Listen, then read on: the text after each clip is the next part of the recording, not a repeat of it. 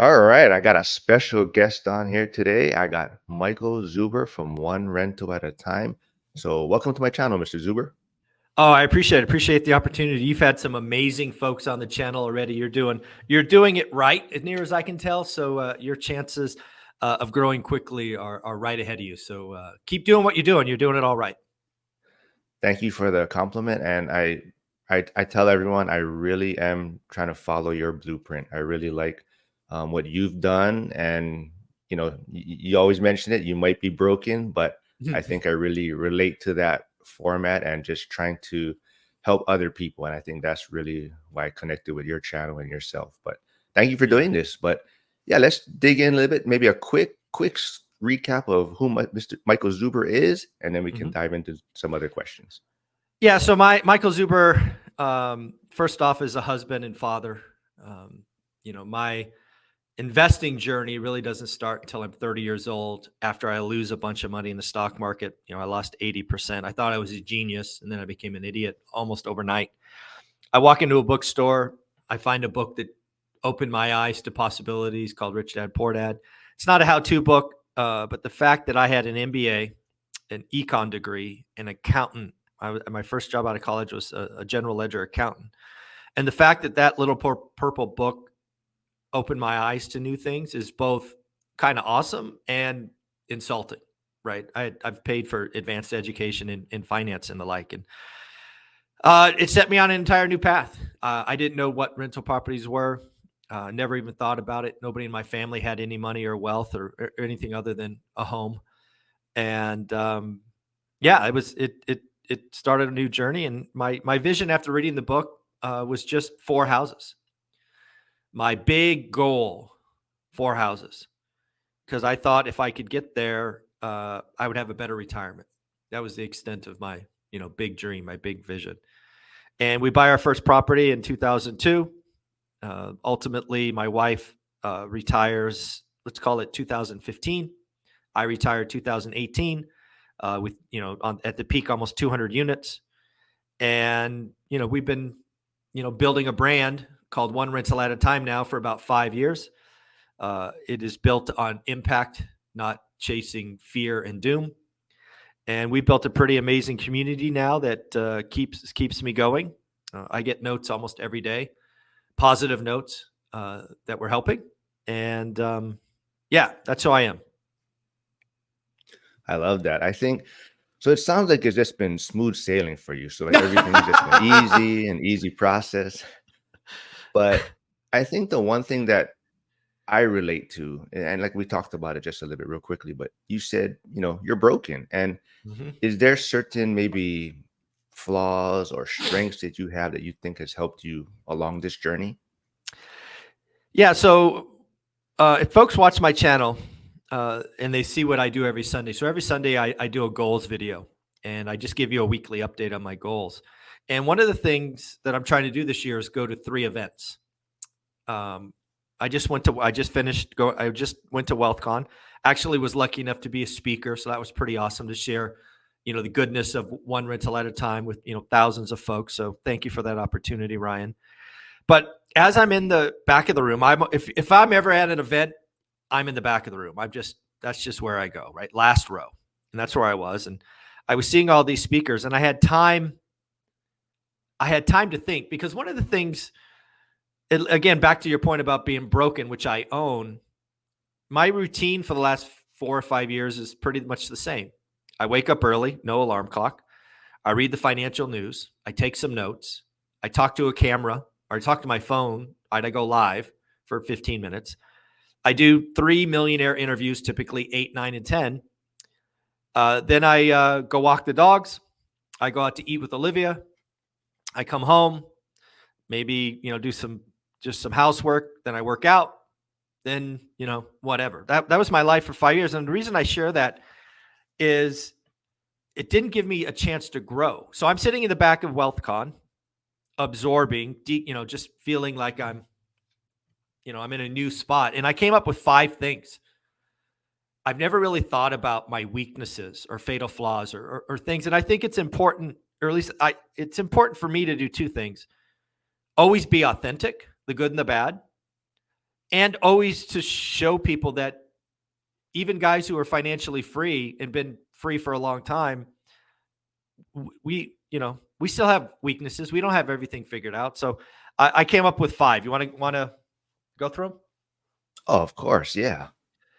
So the first one I actually shared on the daily financial news, and it's really weird. It actually hit me about the middle of my talk. So I'm on stage talking about focus and daily discipline and trying to get everybody uh, to own that themselves for whatever they want to do. Because I think that's the secret to anything is focus and daily discipline. I really do think that's the secret to everything. But it really hit me as I was telling the story of earning financial freedom and growing a YouTube channel. And I'm like, dude, Zuber, you are an idiot. So what do I mean by that? I didn't ask for help. I didn't seek out help. And when I say that, I'm not even talking like paid coaching. I'm talking about getting in communities. I'm talking about getting around others that are doing it. And I'm so broken. I wear it as a badge of honor doing it myself. It's just where I'm comfortable. I can outwork anybody for a long time. So what are 2 examples of that and why it hit me on stage? The first one's real estate. So in 2002, we make the decision to buy something. I then go on a 52-week journey, wasting every Sunday looking for a cash flow property in the Bay Area. There are none. They haven't been none. They don't exist.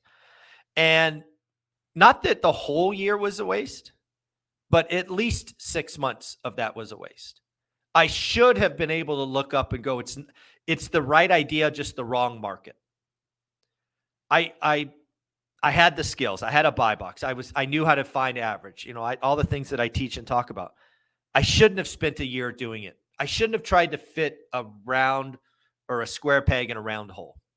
I should have been smarter than that. And thankfully, Olivia is smarter than me because she called it after a year. Because I could have been doing that for 2 years. I'm just so broken that I'm gonna run through the wall. And if I don't do it, I'm just gonna run through it again. And eventually it'll happen. So that's the first one. And then YouTube, right? And this is actually when it hit me on stage. It's going to be interesting if I ever see the live, if I can actually see the moment on stage where I kind of have this epiphany. I built this brand called One Rental at a Time. $1 million in income in books, this, that, the other. Somebody tried to buy it from me from $1 million, right? So it's clearly something. But I'm telling the story of the first year. The first year I produced over 1,000 videos, not monetized. I spend thousands of dollars, almost 10 grand editing a book. And at the end of the first year, I make a whopping like $1,200. I realized on stage that most people can't do that. Most people can't spend almost 20 grand on equipment and editing a book and all these things only to produce 1,000. They'd go bankrupt. It just wouldn't work. So again, and again, I'm not talking about paying somebody for coaching. I'm just saying I should have pulled my head out of my ass and got around others that were doing it. And you can learn so much just by being in other communities and stuff. So my first one is a big one, is please ask for help. At network, get around other people that are doing what you want to do. And if that means coaching, so be it. But again, I know money is tight out there for a lot of people. You can learn just by observing smartly. So that's the first one. Does that all make sense? Oh, absolutely. I think that's what also made your Vegas event so amazing. It was just being there with around other people that are like-minded or trying to do Yeah. the same things. And I think that's what the biggest takeaway from your event was. Yeah, I totally agree. And the Vegas event wasn't, or I mean, now let's say it this way. The Vegas event, which exceeded all my expectations, and I had high expectations, it exceeded all of them. It was made because of the audience. The audience made that event. And as a guy who's a control freak, I can't control the audience. It's like the unknown variable. And the audience is what made that happen. So shout out anybody that was there. You guys made that event. So, thanks for coming from Hawaii. It was very nice of you. It was amazing. I'm trying to bring more people next time. There you go. There you go. We are going to go bigger. We're gonna max out that facility. So we're going for 400 next time. So that was number one. Number two. This is probably trauma from being a kid. This next one. I don't trust anyone. My circle is small, right? People talk about having 5 friends and all of that. My circle is small, right? I had work acquaintances. I had team members when I was a leader, but you know, friends, not really. Something that I've come to see now is having this channel, having the millionaires that I speak with, many of them for years now. They're my friends. They get it. And um, it's I'm not saying trust everybody because that's just foolish, but not trusting anyone and keeping a very small circle is very limiting. Again, back to kind of 1 and 2, I'm comfortable being alone, right? That I mean, that's okay, but it's also pretty lonely, right? So that's my number 2. That's interesting that you mentioned that, because I think I really resonate with that, as I'm okay with being alone. And I think that's, like you said, that's sometimes the struggle. But what I also find interesting is that you said, and I feel the same way. Like before the internet, social media, you kind of were only allowed to have this small group of friends like that was in the neighborhood, or like Hmm. lived on the same island. But now with the internet, social media, you're so much more able to connect with other people Hmm. out there that are doing the same thing. And there's people that look at me like, you have friends on the internet that you've never met, and Yeah, they find it weird. But I think, to your yeah. point, like, but that's how you get out there and that's how you grow. No, and again, I think you got to find like-minded individuals because again, back to the point, if you're only dealing with friends in your neighborhood or your school or your work, how they're not all rowing the same direction. And I would argue that most are trying to go backwards. If you're trying to do something special for you and your family, like just have a better financial future or grow a brand or start a channel to share your unique goodness, you need new friends, right? I have this saying that you got to fire your friends. It's just true. But you've also got to go out and seek others. And one of the things that's amazing about One Rental at a Time for me personally is it's allowed me to meet amazing people who are go-givers, who give me an hour of their week pre-scheduled. And yeah, it's amazing. It's also fun to watch everybody win, right? Everybody who's doing the work, they win. And it's fun to celebrate that. So that's number 2. Here's number 3. I didn't believe getting wealthy was possible. Again, I grew up very financially insecure. I remember one time packing up because we were going to be forced to move to Michigan to live with my grandparents because we were going to lose the house. We already had a going away party. I remember having to get a job to buy groceries as I think I was a teenager. Um, I never thought getting wealthy was possible. Even when I told my intro, my grand vision was to work till 65 and hopefully have a better retirement than most. I never was around wealth. I didn't know what wealth looked like. I only knew struggle. In fact, to me, growing up, I probably still have this baggage.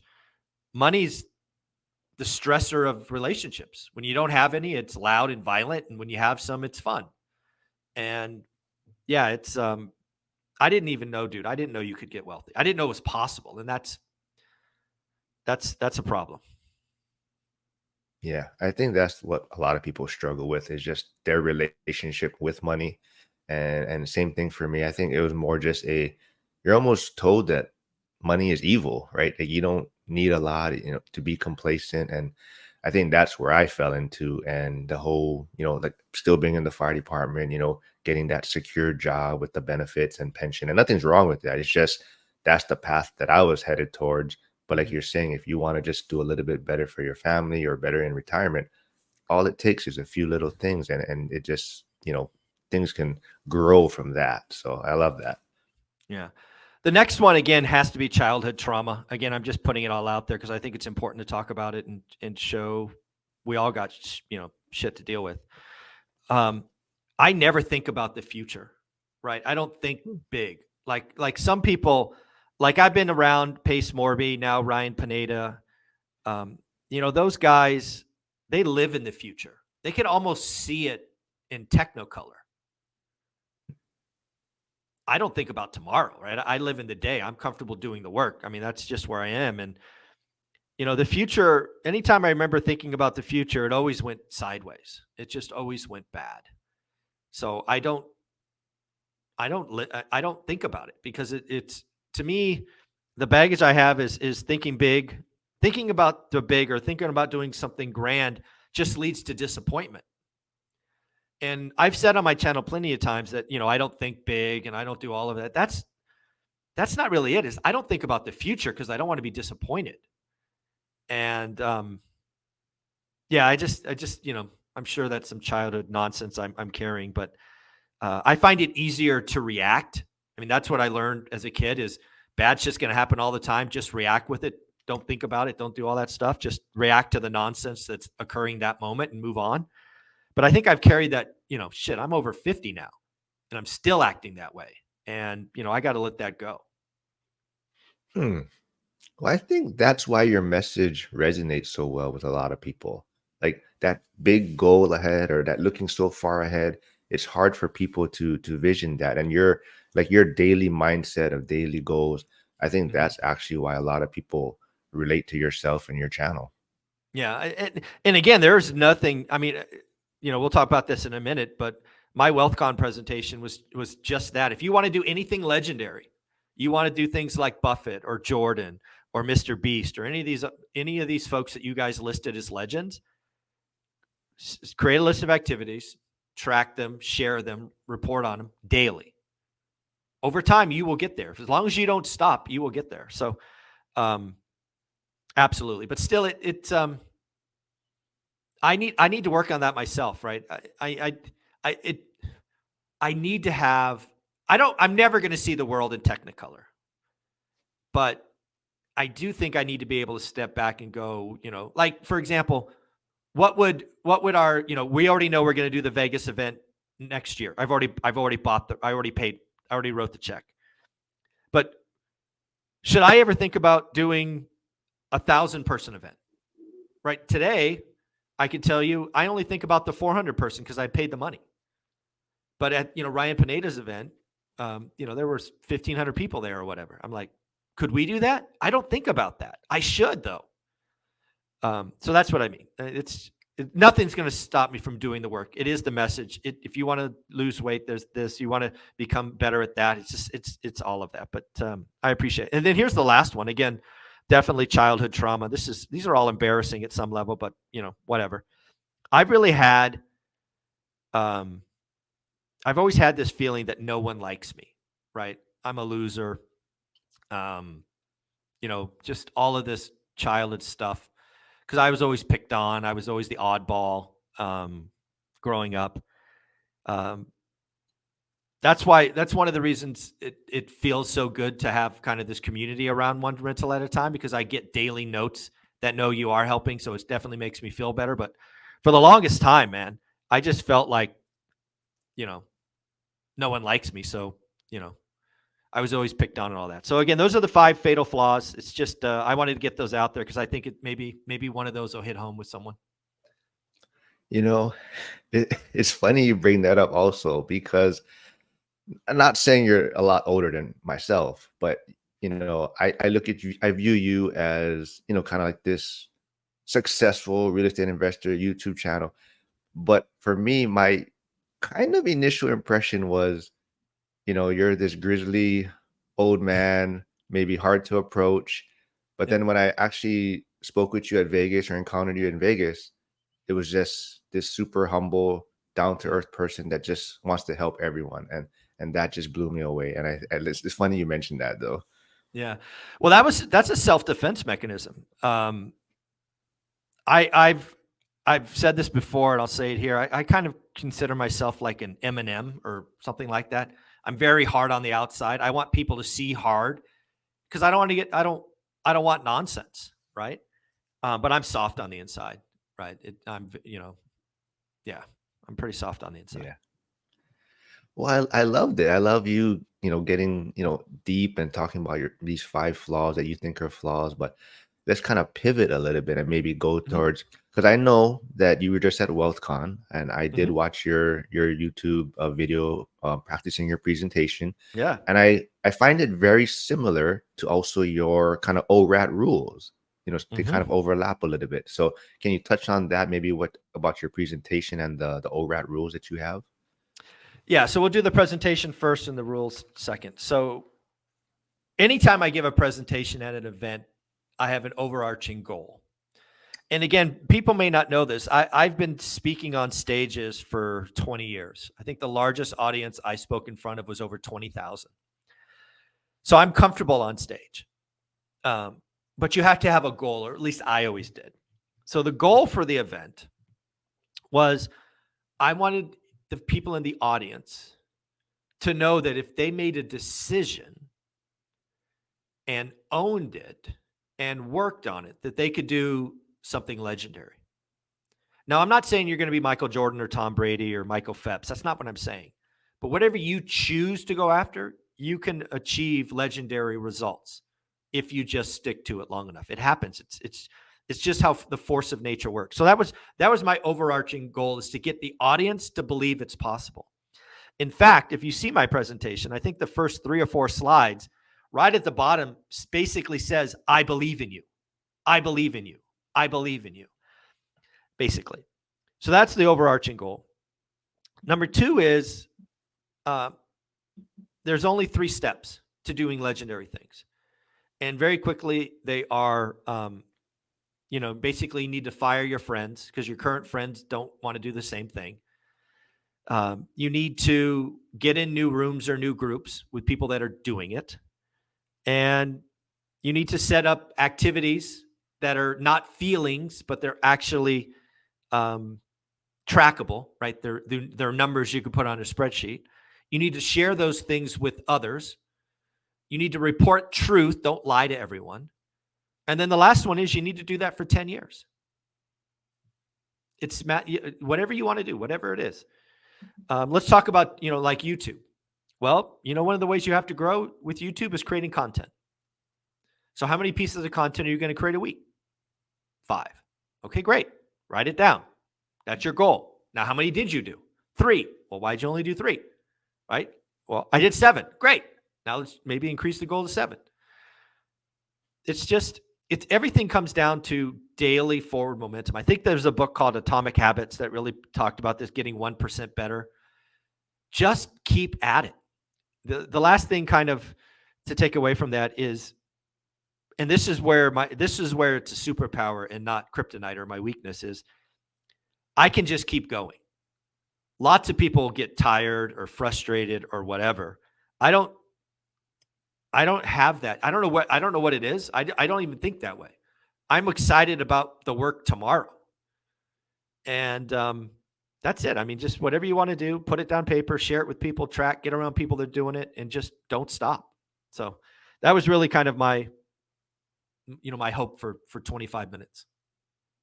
Yeah, I love that. I think that really helps people that are trying to start and they hear that, like you say, just got to keep going. There's a lot of struggles involved. And, I find how you're super supportive. A lot of times on X, I'm putting, oh, okay, I'm trying to get to, the 400 subscriber. And you're like, yeah, don't worry, just keep going. The first 500 are a struggle and then it kind of Yep. grows from there. And I Yep. think your message is super important to get out there because it's so easy for people to quit or pivot after, even just a year. Yeah, I want you to hear this, and hopefully the audience hears it as well. I've said this plenty of times on other YouTube podcasts. The first 400 subs are the hardest. So if you're lucky enough to get to 400, why would you stop? You've already done the hardest part. It gets easier from there. And you got to get to 400, though. I mean, you got to figure it out. You got to move forward. But once you get to 400, you've done the hardest part. And this is a guy that's got to, I don't know, 58,000 or whatever it is. The first 400 were the hardest. All right. Well, I just got there, so I'm at 401. So we'll see. We'll see if So it's smooth this is sailing from true. here. Yeah. Smooth sailing Well, from here. we'll see. I hope so. But I love it. I love the journey. I think, like I said, a Well, lot. folks, if you're Your real quick, if you're watching this on my channel, One Rental at a Time, please go give Financial Firefighter a follow on YouTube. I'm going to ask my audience. Let's see if we can't get him to 500 within a couple of days of this being on my channel. I got rock man. star people in my world. Let's just prove to him that the next 100 will be easier than the last 400. Let's see if my audience can step up. Oh man, thank you so much. I know they will. Your audience is amazing, and I've connected with a lot of them, and I love them. They're amazing. But yeah, so let's kind of also pivot onto the 7 rules from the One Rental Mhm. at a Time community, because I feel there's a big Yeah. relationship to what your presentation was. Yeah, I actually created the 7 rules. I have a huge poster in my gym because they're that important. Um, but really, they're basically the things that kind of you just have to remember going in. And I don't remember the rules on top of my head. Do you have them in front of you? In front of me, yes. So number 1 is focus. Yeah, that's it, right? I call it a buy box. I know the 7 rules. I just didn't know the order. So focus is number one. You got to have a buy box. You got to be able to look at it every day. And again, the 7 rules for ORAD are obviously real estate related, but no matter what you want to do, even if you want to do a YouTube channel, focus, right? Stop being distracted. Too many people try to do YouTube and Amazon dropship and Etsy and this and that. Stop it. Do one thing. Get really good at one thing. So yeah, it all starts with focus. And in real estate, that's called a buy box. Yeah. Number 2 is daily discipline. Superpower. You've got to just keep going. It compounds. Don't wish for it. Don't wish to be better. Be better. Look at it every day. Get 1% better. It compounds. Daily good habits compound. Right? You go to the gym. You go to the gym for 7 days or 30 days or 90 days. You start seeing results. It doesn't happen. Right? You don't get 6-pack abs because you did 5 sit-ups. You get 6-pack abs because you did 5,000 sit-ups or whatever the number is. But just don't stop. Don't wish to be better. Be better. And that comes with daily discipline. Number 3, grow your network. Man, this again kind of one of my weaknesses. And I've talked about it in my book, One Rental at a Time, is I did it all by myself the first 5 years. And again, you got to think how stupid that was. I'm living in the Silicon Valley. I'm traveling all over the globe for my job. And I'm trying to grow a portfolio in a market that I don't know anyone. Dude, I should have started networking day one. That goal that you see there, meet 2 new people a week, I didn't really start that until like year 3 or 4. Your network is everything. And oh, by the way, even today, I'm still trying to grow my network. It should never stop. Your network can bail you out. Your network can give you early insight. Your network can bring you deal flow. Your network can keep you motivated. Your network is everything. Don't stop growing. And I challenge people to meet 2 new people a week. Yeah, and like you're saying, it's not specifically related towards real estate. Even just, you say you're trying to build a YouTube channel or, Mm-hmm. start something else, but anybody you can connect with can help you that's ahead of you and provide you with some insight. So I love that. Number 4 is learn average deal first. Yeah, this is a big one. Lots of people get this wrong. A lot of real estate investors, they get the bug somewhere and then they just want a deal. And to me, that's the wrong mindset. Just wanting a deal, and heaven forbid you have some money, you're going to gamble. You're going to be in a rush. And you can't cut the line. Everyone, whether you have $0 or $1 million, you need to figure out what an average deal is in your market. And that takes time. It takes no less than 90 days and probably 6 months for most people to say the average yield in my buy box is X. It is only after you know average that you can write a great offer. It's It's logically impossible for me to see how writing an offer before you know average is a good idea because you don't know what average is. So you're gambling. It's frustrating. And I'm going to just keep telling people, you can't cut the line. Everybody's got to do the work. But I run into people all the Exactly. time that's like, I got some money, I got to put it to work. And they're like in a rush to flush it down the toilet. It's crazy. So number 5, I think, is my favorite though. Bad things will happen. Oh, I'm glad. Yeah, mine too. I mean, let's just remember, my origin story. I waste a year looking at Silicon Valley. We ultimately rotate to Fresno, California. After several months, we finally buy 1818 Norris Drive. We move a tenant in, and then they never pay rent. And then we spend $1,000 evicting them. And then we go in after they're out and realize we have $15,000 in damages. I was ready to give up. I've said it many times. Olivia is smarter than me. And she asked if we did anything wrong, which we didn't. We did everything right. Credit checks, reference checks, income, all of that. They just got divorced. And the husband was unhappy with it and became an alcoholic and deadbeat. It happens. So we tried it again. And that property never, new tenant moved in, never missed a payment. That we 1031'd out of that house at the peak and got an apartment building. It's been, awesome. And then that success led to more successes after. But bad things happen. It just does. Learn. A bad thing is an opportunity to learn. I will tell you, when you repeat lessons, that's a mistake. Right? If there's something bad, there's a lesson to be had. Just learn it. Don't have it happen again. So you pay the tuition twice. That's not okay.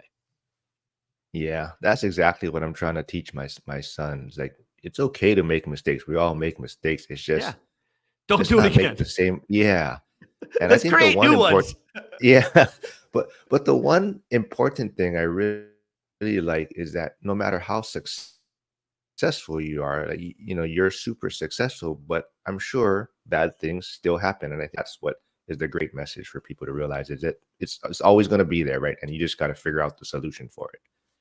Yeah, I mean, bad things Yeah. happen all the And time. I number mean, I got 6, 5 yep. to 10-year commitment. Oh, I love that one. Oh, sorry, go ahead, go ahead. Every No, it's all right. I love that one.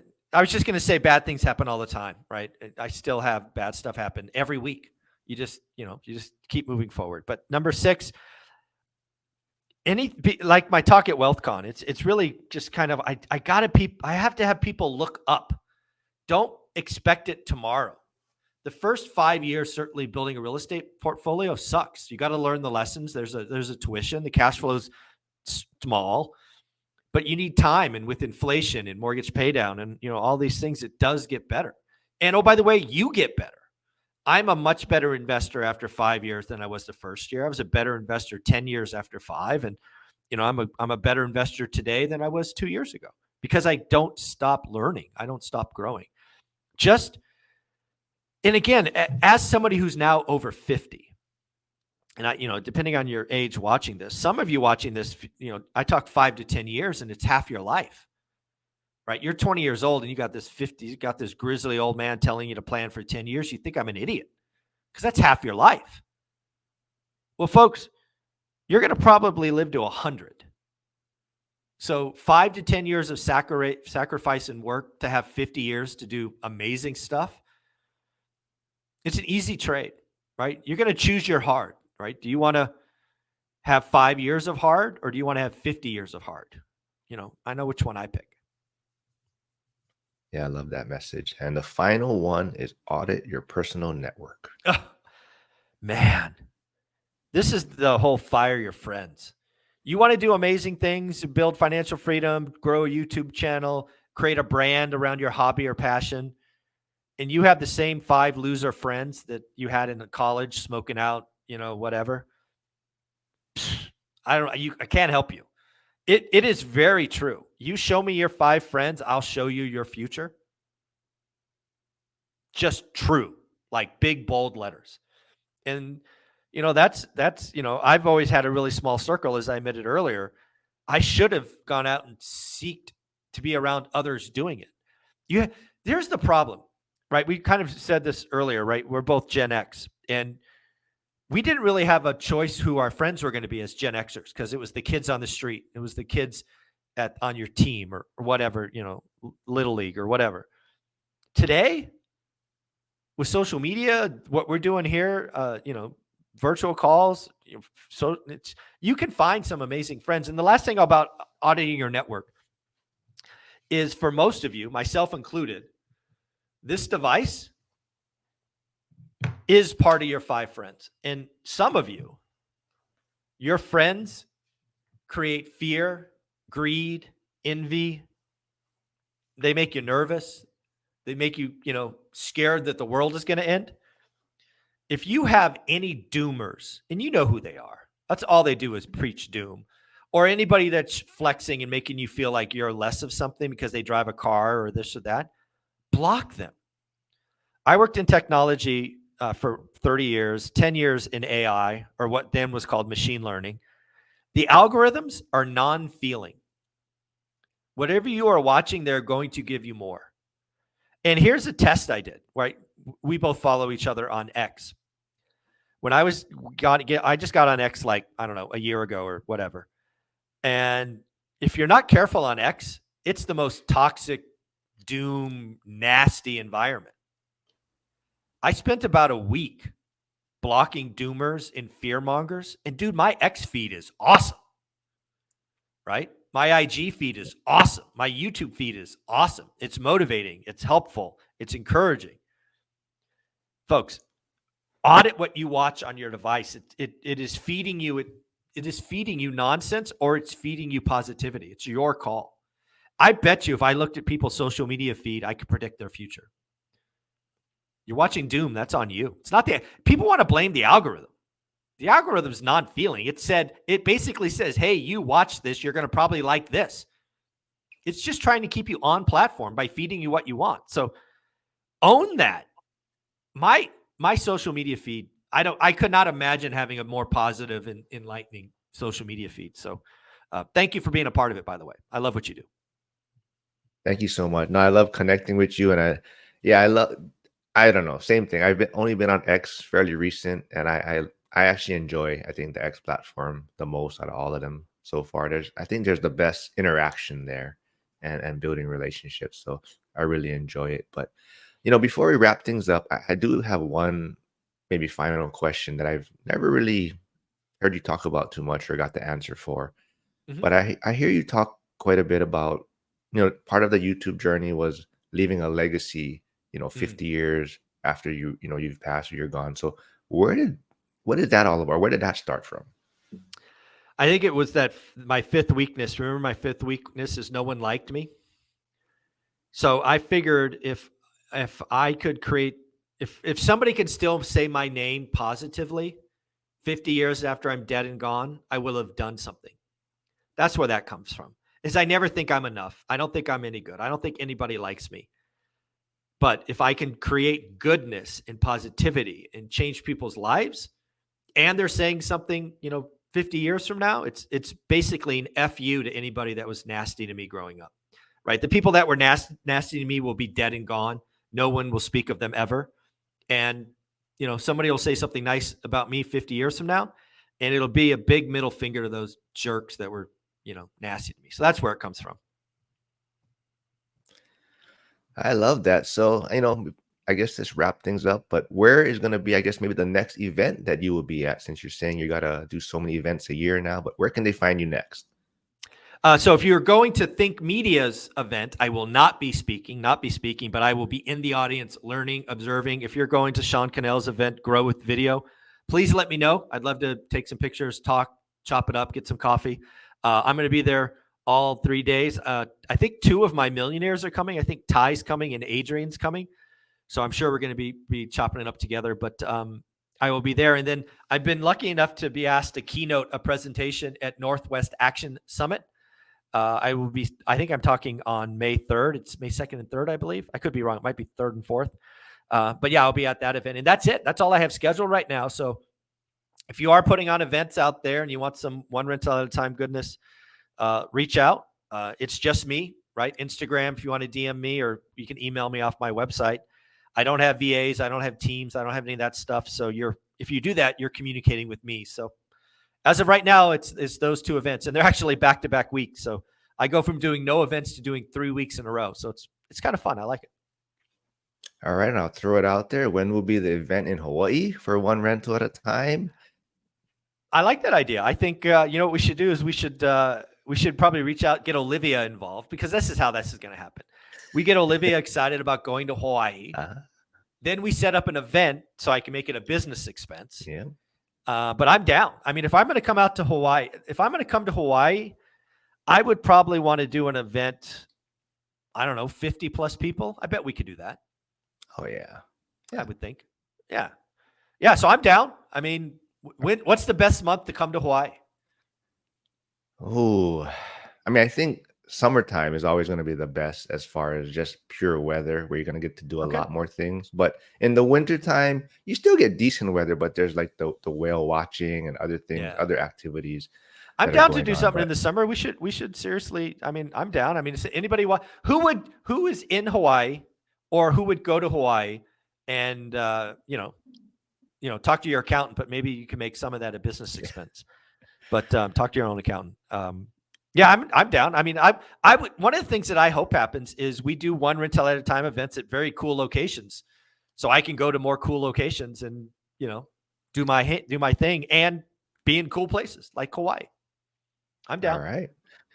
And one last question, because I think we kind of grew up in the same era, generation. I hear you talking about them quite a bit. So, Michael Jordan or Kobe Bryant?